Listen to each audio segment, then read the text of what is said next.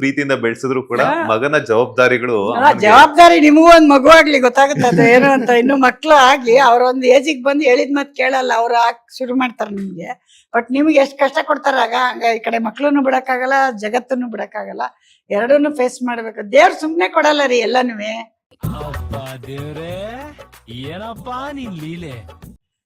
ಮದ್ವೆ, ಮಕ್ಳು, ಮೊಮ್ಮಕ್ಳು, ಭೂಮಿಗೆ ಹೋಗೋವರೆಗೂ ನೀವು ಕಷ್ಟ ಪಡ್ತಾನೆ ಇರ್ಬೇಕು. ದುಡ್ಡು ಇರ್ಲಿ ದುಡ್ಡು ಇಲ್ದೆ ಹೋಗ್ಲಿ, ಏನೋ ಒಂದಿರುತ್ತೆ, ಗೊತ್ತಾಯ್ತಾ?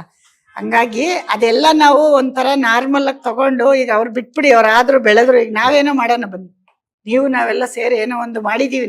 ನಮ್ ಟೀಮು ಇದಕ್ಕೆ ಎಂಕರೇಜ್ ಕೊಡಿ. ನಾವು ಒಂದಿನ ಇಷ್ಟ ತರ ಹೋಗಿ ನಮ್ಮ ನಮ್ಗೂ ಅಷ್ಟು ದುಡ್ಡು ಹಾಕೋರ್ ಬರ್ಲಿ. ಸರಿ, ಯಾವ ಬರುತ್ತಾವ ಕರೀರಿ, ಏನಂತೀರಾ? ಸರಿ, ಒಳ್ಳೇದಾಗ್ಲಿ, ನೀವು ಮಾಡಿ. ಇನ್ನು ನೆಕ್ಸ್ಟ್ ಏನ್ ಹೇಳೋದು, ಖುಷಿ ಮೀಟಿಂಗ್ ಮಾಡೋಣ.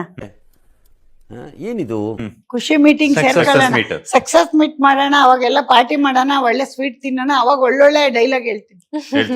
ಖಂಡಿತ ಹೇಳ್ತೀವಿ. ಅವಾಗ ಅಂತ್ಕೊಳ್ಳ ಇರಂತೆ, ಅಣ್ಣ ಬರ್ದೇನೆ ನಮ್ಮಮ್ಮ ಸಿನಿಮಾ ನಿಲ್ಸಿದಾರೆ ಅಂತ ಅವ್ರ ಅಭಿಮಾನಿಗಳು ಖುಷಿಯಾಗಿ ನಮ್ಮ ಅಮ್ಮನು ಚೆನ್ನಾಗಿ ಸಿನಿಮಾ ಮಾಡತ್ತಪ್ಪ ಅಂತ ನಂಬಿಕೆ ಬರುತ್ತೆ.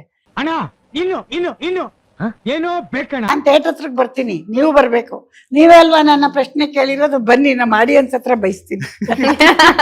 ನಮ್ಮ ಆಡಿಯನ್ಸ್ ಕೇಳ್ತೀನಿ, ನೋಡ್ರಪ್ಪ ಇವ್ರು ನಮಗ್ ಸಿಕ್ಕಾಬಿಟ್ಟೆ ಬೈತಾವ್ರೆ ಅಂದ್ರೆ ನಿಮ್ ನೋಡ್ಕೊತಾರೆ. Boss TV Manjunath, boss TV Manjunath ನೋಡಪ್ಪ, ಇವರೇ ಕಡಪ್ಪ ಜಗಳ ತಂದಿಟ್ಟಿದ್ದು ಅಣ್ಣಂಗ. ನಿನ್ನ ಅಕ್ಕನ್ ಕುರ್ಪಾಕಿದ್ರೆ ಡಾಕ್ಟರ್ ಸ್ಟಿಚ್ ಹಾಕಕ್ ಜಾಗ ಇರಬಾರ್ದು, ಗೊತ್ತಾಯ್ತೇನೋ ನಿನ್ನ? ಅಮ್ಮ ನಾನ್ ಜಗಳ ತಂದಿಕ್ಕಿಲ್ಲ.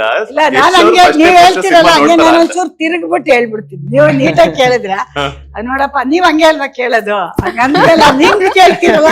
ನನಗೆ ನಿಜವಾಗ್ಲು ಇವ್ರು ಹಿಂಗ್ ಕೇಳ್ತಾರಲ್ಲ, ನಾವು ಹಿಂಗ್ ಕೇಳ್ಬೋದಲ್ಲ ಅಂತ ಥಿಂಕ್ ಮಾಡಿದೀನಿ.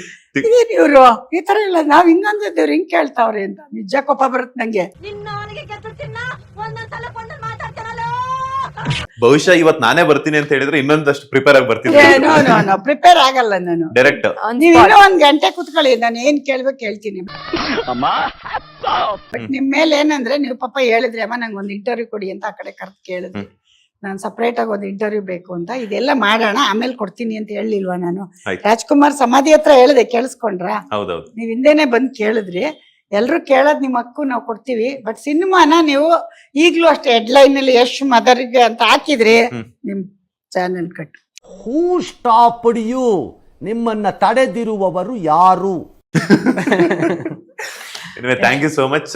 ಲಾಸ್ಟ್ ಅಲ್ಲಿ ಬೈದ್ರು ಕೂಡ ಪ್ರೀತಿಯಿಂದ ಬೈಸ್ಕೊಳಕ್ ನಾವು ರೆಡಿ ಇರ್ತೀವಿ. ಯಾಕಂತಂದ್ರೆ ತಾಯಿ ಅಲ್ಲ ರೀ, ನಾವು ನೀವು ಸುಮ್ನಿದ್ರೆ ಯಾಕ್ರಿ ಬೈತೀವಿ? ನಮ್ ಪರಿಚಯದವ್ರು ಫೋನ್ ಮಾಡ್ತಾರ ನಂಗೆ, ಅಮ್ಮ ಬರೀ ನೀವೇ ಕಾಣಿಸ್ತಿದ್ರ, ನೀವ ಹೀರೋಯಿನ್ ಅಂತಾರಲ್ಲ, ಬರಲ್ವಾ? ಮತ್ತೆ ನೀವ್ ಹೇಳಿ ಅಂದ್ರೆ ಯಾವಾಗ ನನಗ್ ಕಾಲ್ ಮಾಡಿ ಬೈಯೋದು, ನೀನ್ ಮಾತಾಡ್ತಾ ಇಲ್ಲ, ಏನಮ್ಮ ನೀನ್ ಬರ್ತೀಯಲ್ಲ, ನೀನ್ ಮಾತಾಡಮ್ಮ, ಎಲ್ಲ ಅವ್ರು ಕೇಳಿದ್ಕೆಲ್ಲ ಉತ್ತರ ಹೇಳ್ಬೇಕಮ್ಮ.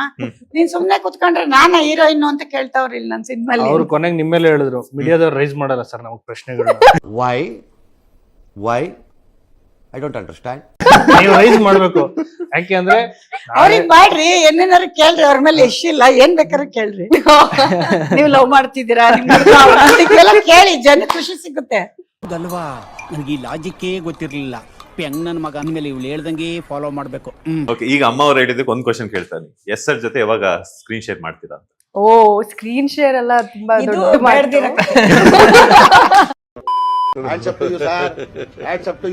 ಯಾರು ಮಾಡಕ್ ಸಾಧ್ಯ ಆಗಲ್ಲ. ಯಾವನ ಇದಂತಲ್ಲಿ ರಾಜ್ಯದಲ್ಲಿಲ್ಲ, ದೇಶದಲ್ಲಿಲ್ಲ.